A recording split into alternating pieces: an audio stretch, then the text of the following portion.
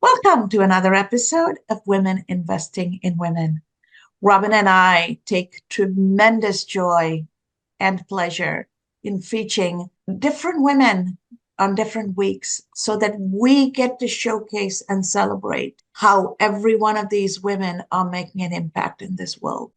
Research and our own experiences show that women normally do not step in to celebrate other women. Women are good at helping other women when they're in need, but celebrating the successes and amplifying the voices of other women is something women don't naturally and automatically do. And this program was started specifically for the purpose of creating that culture, creating that behavioral pattern, so that we truly create a community that lifts up each other and makes each other's dreams a celebration and a supported journey. As we get started today, we are definitely going to be talking to somebody who is using music to celebrate women and bring some consciousness into our world. And you may ask, why music? Music transcends culture. Music resonates with us at a soul deep DNA level. And whether we realize it or not, music is notes and tones and vibrations that truly connects to our DNA, which is also made up of vibrations and energy. So music deeply connects to the human psyche, and music is a way to unite people, build bridges. And as we build a world around us, it's important for us to build a world that behooves us and keeps it peaceful, collaborative, and uplifting. Take it away, Robin. All right. I am so delighted to have Georgia Shreve on our program today. And I will venture to say that Georgia will be one of our most unique and interesting guests that we've had thus far. And I know her through the Master of Applied Positive Psychology program at the University of Pennsylvania, the MAP program, as we affectionately call it, and a MAP sister. And so Georgia went through the program many years before I did. And she is a wonderful musician. She is a composer, an opera singer. She's done many, many things in the way of music. And we brought her on because she has composed works about women in antiquity. And she also has another work coming out called The Lives of a Woman, where these different compositions reflect the many different stages of life that women go through. So my first question to you, Georgia, is how did you get interested in writing music about women in antiquity? Well, I've been writing music about women in other ways. I've written many musicals in which I've given really interesting roles to women. And I came across this book by what's her name? Ursula Le Guin, sorry. And it checked all the right boxes for me because, one, I was a genius at Latin, a kind of useless thing to be a genius at. So I even went on taking it at Stanford. And the artist I work with, his father was the most important editor of the Aeneid. And it's just part of my soul. So when I found that she brought this to life in a new way, I was very excited. That is beautiful to hear. And I am curious, what brought you into music and what about music connects to your soul? Well, you have to understand that music and words to me are very bonded together. And I was lucky to grow up in a house where we had an organ. I took organ lessons. I took piano lessons. I took ballet lessons. And I was in a school that treasured creativity, so much so that when I was in fourth grade, I skipped a grade, so I was about 8. I wrote my first short story, and they were very encouraging. And it was about a woman. And in fifth and sixth grade, I wrote, I don't know, 70 poems that I still have now. And so I've always been involved in poetry and fiction, music and words. So I studied up. I studied classical singing when I first came to New York. I was at the business school and I was studying classical singing. And my teacher said, "You have a beautiful voice, but it's really hard to make a career in New York, but you have to stay in music." So I went and found a professor, Juilliard, who could teach me music composition. And I worked with him for years. And I don't know how many concerts I've had, maybe 8 altogether, in different in different halls. I've also created 5 musicals, not all of which have been performed so far, but I just love my work so much that it just kind of bubbles out of me, and I feel good when I'm working. Oh, that's I'm beautiful. finishing a novel right now, which is about a woman going through a divorce and how things go for her. So it's called what's it called, Charles? The Procedure. I'm always changing the title, so I do that all the time. Anyway, so I've got so many things going on that sometimes I get a little unsure which thing I'm talking about. But anyway, but I think starting out in a girls' school was really good for me because there's no thought in anybody's mind that we couldn't do whatever we wanted to do. That And is of course, I grew up in a family that treasured reading and books and music, and that helped me a lot. beautiful. To be raised with the idea that those things are a priority, that your creativity is really important. Beautiful. I'm loving what you're saying, that you're involved in so many things, and especially that this creativity in the area of music just bubbles up out of you. And when you began researching and writing the music about these women in antiquity, which I think is just really fascinating, did you find a common theme? And like, why did you choose these 2 women that you wrote about, 2 different operas about these 2 women? Why was it that you Well, chose them? What was it about them that made you the want thing to write is, about their life? started with the Ursula Le Guin, where she brought Lavinia to life as a real person who had needs and could accomplish things. And then I was looking for another woman, and I found the woman who was supposed to take over the entire empire, Byzantine Empire. And she was born, and her father designated that she was going to be the empress. But her brother, meanwhile, got the army together. This is real. This is historical. And came in and stole the father's imperial ring while he was dying, and sent her, Anna, and her mother to a convent, took all their wealth away. So, I mean, it just seemed like a story that was worth telling. That that is profound, right? So that story moved you, and that's where you And started. As you continue to do this and bring your creative work into the world, what kind of reaction are you seeing from people? And how is your work helping other people transform and see the reality for what it is? well, I do think people leave my concerts and my musicals with a really good sense of woman's role and a positive outlook. I mean, I don't portray tragedy. I portray usually strength, which people can connect with. I did a musical called Dialogues of the Travelers, which had 24 songs about different aspects of travel, and in which women played various different parts. So it's always on my mind in some way. That's I great. did a musical called Lovesick, which, had a wonderful soprano who pulled it off. The idea of being overcome by lovesickness. Oh my goodness.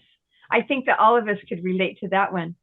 I'm wondering what have been some of the challenges as you have written this music and created these different plays and musicals. What have been some of the challenges that you have run into, either external challenges or internal challenges? Well, doing creative work is always challenging. I set a goal very high and I have to work really hard to get there. And I have to, all along the way, reject things that are not going to work. So it's quite a grueling process. Right now, I'm working on a novel that I've been working on for quite a long time. I just finished my degree at Columbia in creative writing, master's in creative writing. And that will be my 5th degree. And I've just convinced myself I'm never getting any more because I hate the word homework. But I still have 70 pages to give them to finalize the degree. So I have a degree in philosophy from Stanford, creative writing and English literature from Brown,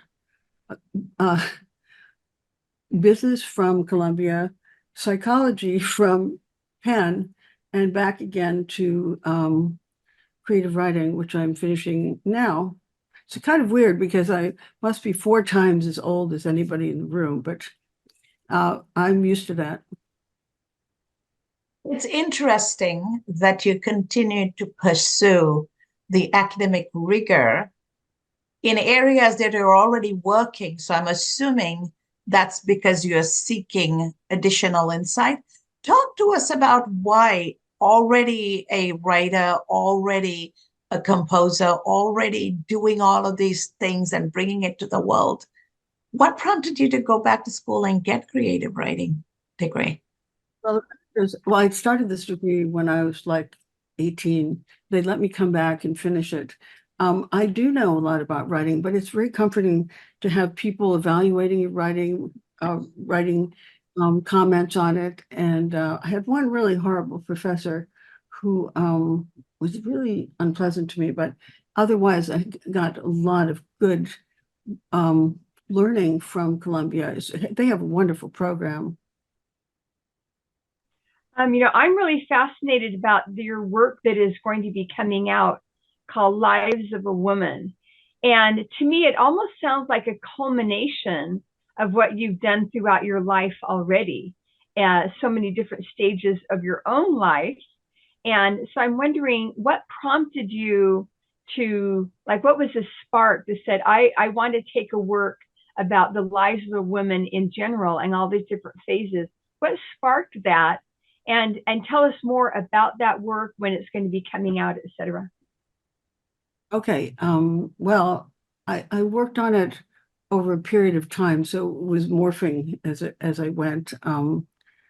I I I had this realization that women's lives contain more roles, different roles than men's, because even today, I think women are doing more home things, more domestic things, more children things. And so I wanted to call attention to the nature of women's lives and the different roles that they successfully play. That is true, and a lot of times overlooked, right? And as a finance person and as a leader in the business and educational world, it is something I always focus on. And I remind my constituents $1 billion worth of work is done by women all over the world every day for no pay. And if we got paid for it, not just the cost of the work, but with a profit margin, the world couldn't afford to have all the work we do done, right? That's And right. so that brings up an I don't have interesting to question.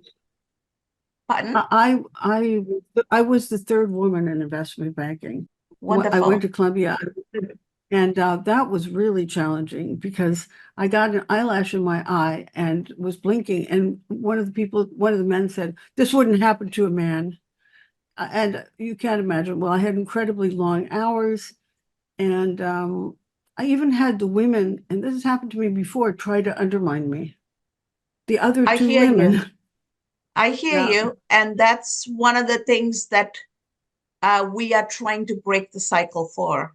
And when we kicked off this program, we talked about the importance of women stepping up to lift each other up in the workplace and celebrate the success and stop that, the proverbial mean girl behavior. Somehow I've that, always done that for other women, but women have not necessarily done that for me. So um, it's a So shame.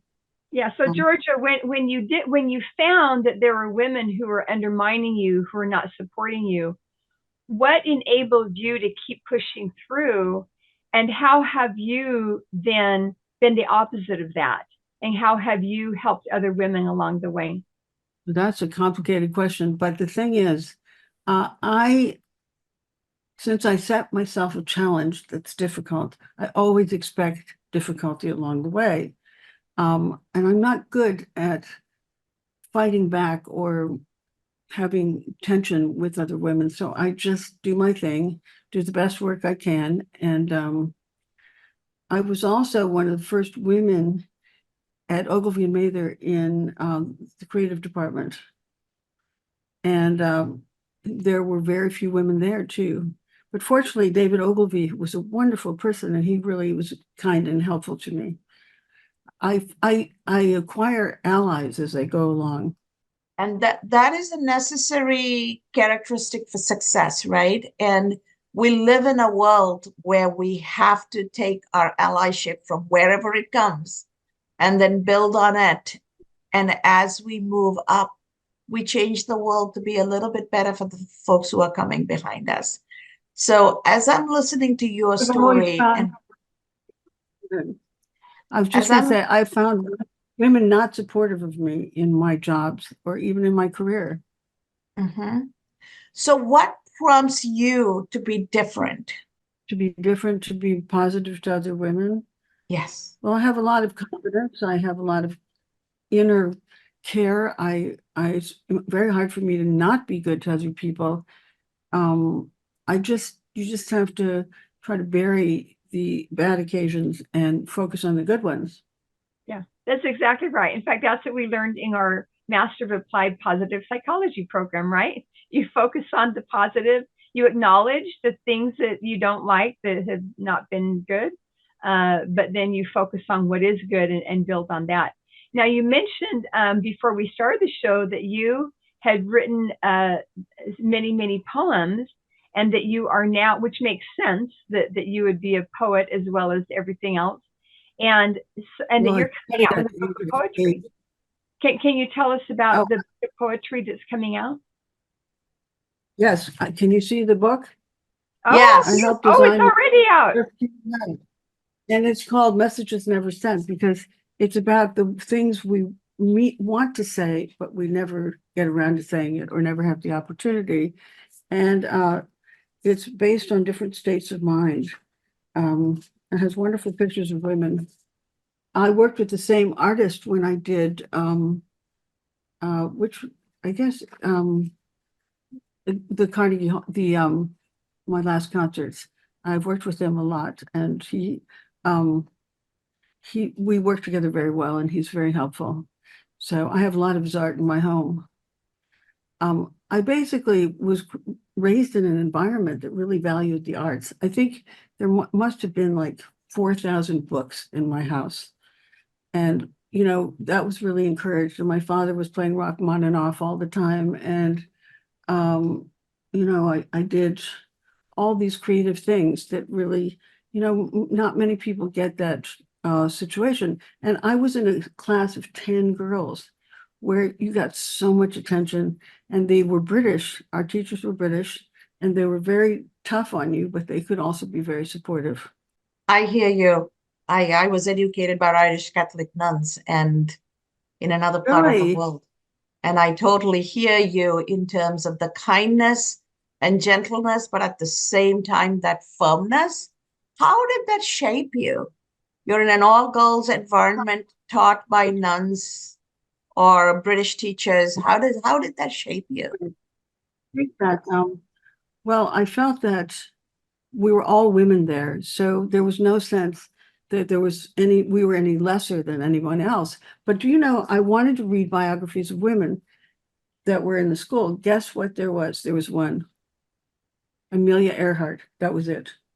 There were 40 books about men. Oh, Catherine the Great. I forgot that. Can you imagine? They didn't even have them in the library. Wow. Well, that's certainly different than today, where we have many, many more resources about women. And what's great is that you are filling in some of that gap and bringing in information about other women. How do you go about doing your research on the characters that you write about? How do you find out about them? How do you Well, most of my characters I make, but the ones that were real, I just buy tons of books. I have 620 books on my Kindle alone. My whole, might be able to see my office. I'm kind of a bookaholic, so I do lots of research. I love reading. I probably read too much because it makes me tired, I suppose. But my father read 2 hours a night his whole life. And I just love to learn things. I have just a serious passion for learning, and I try to inculcate that in my sons. This is a fascinating conversation, very creative in its very essence. And time just keeps flying. So before we go any further, I would love for you to share information on how people can get to know you, how they can reach you, and then one nugget of wisdom do you have for us as we bring this to a close? That's difficult. Well, the poetry book is on Amazon. You can get it hard copy or virtual, right? Yeah, ebook. Yeah, ebook. Yeah, and I'm trying to think how they. Well, do you have a website we can reach you at? Shreve.com, yes, and one of my musicals is still on. What's it on? YouTube. Okay. It's Oscar Wilde, and I worked really hard on it. And we did it during the pandemic, so we couldn't even have two people in the room. So it's you can't really release something like that. But how many songs are there in this? 30 songs. Yeah, Wow. I kind of a glutton for expressing myself.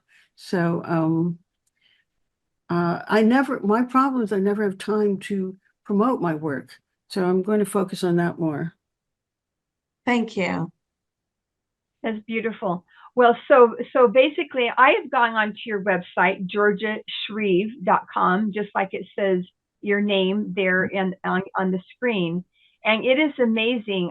Everything that is on there is extensive, it's beautiful. And so I would encourage everyone to go to Georgia Shreve, and especially to find out when your works are being shown, when they're being produced, definitely to attend those. I think it would be a really wonderful treat to do that. So in closing, do you have a final, what we like to call a golden nugget, a little piece of advice that you would give either your younger self or that you could give to the women and men who will listen to this show when it's released? Do you have a little final piece of golden nugget advice? Many people grow up thinking they have no creative ability, and I've watched this in schools. Always trust that you have creativity and honor it and utilize it. Thank you. Thank you so much. Thank you. That is such an important message to take with us, because as human, we are creative. So thank you so much, Georgia. It has been such a pleasure to have this conversation with you. And to our audience out there, you just heard Georgia say, believe that you have the creativity and tap into you and your creative potential, because ultimately what you believe becomes your destiny. And just to navigate life and live, we need to be able to creatively problem solve. So tap into your And don't creativity, use that as a forget to help source of other joy. women. Yes, Creativity, absolutely, but also help other women as you go. absolutely. Tap into your creativity and shape your destiny. And as you go through your life living your destiny, make sure you take others along for the journey, because taking this journey alone is an empty experience. And when you take others along and you celebrate and you lift up and they lift you up, then the whole journey becomes a celebratory thing. And so we wish you all a beautifully celebrated life. And in order to have your life celebrated, please take a moment to celebrate somebody else's.